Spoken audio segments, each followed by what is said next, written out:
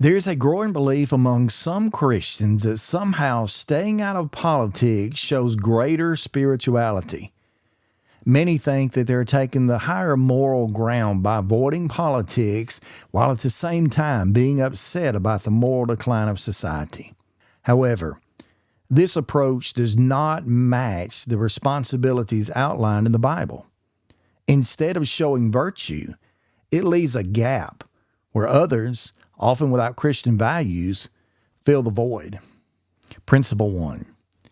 Being involved in politics is actually a matter of stewardship. Christians who participate in politics aren't showing a lack of faith, but rather living out their faith. In Romans 13, Paul wrote, "Let every soul be subject to the higher powers, for there is no power but God. The powers that be are ordained by God." Romans 13:1.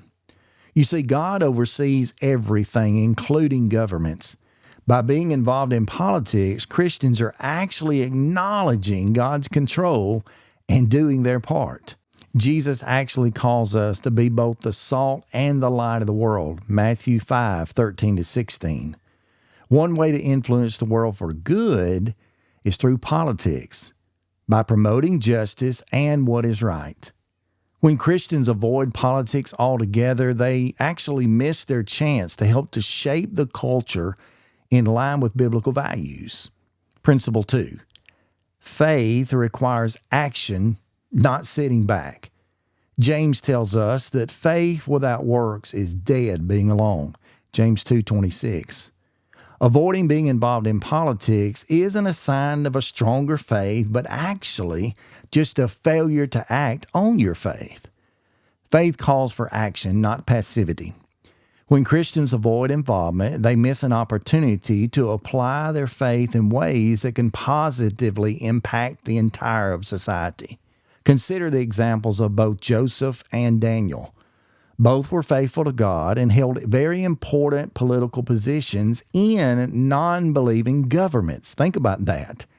In governments that were really totally against the God of heaven. Joseph was in leadership in Egypt and saved lives, Genesis 41. Daniel remained faithful to God while serving in Babylon, Daniel 1 and chapter 6. They didn't see political involvement as opposing their faith, but rather they saw it as a part of their faith and a way to live out their faith in their lives. Principle 3. There is a problem with criticism without action. Now, I'm as guilty as anyone. I've been there, done that, have the card to prove it. I myself am very frustrated with politics as a whole and fail to trust them in many cases. But with many of us, including self sometimes, Christians avoid politics just simply claiming they want to, quote, stay unspotted from the world, James 1:27. But stepping back often leads to criticizing society without doing anything at all to make it better. It's not right to complain about the state of things without first being a part of the solution. Jesus did not tell his followers to withdraw from the world. Actually, in the contrary, in John chapter 17 and 15, he prayed, "I do not pray that you should take them out of the world, but rather that you should keep them from the evil one." Christians are meant to stay engaged in the world, and that includes politics at times, while standing firm in their faith. Principle 4. Politics should never become our idol. With that said, we need to be very, very careful. Political involvement should not take priority over our allegiance to Christ and Him alone. As Christians, our first and number one loyalty is to be to God alone and His kingdom. Philippians 3 and verse 20. Our ultimate hope is in God, not in political outcomes.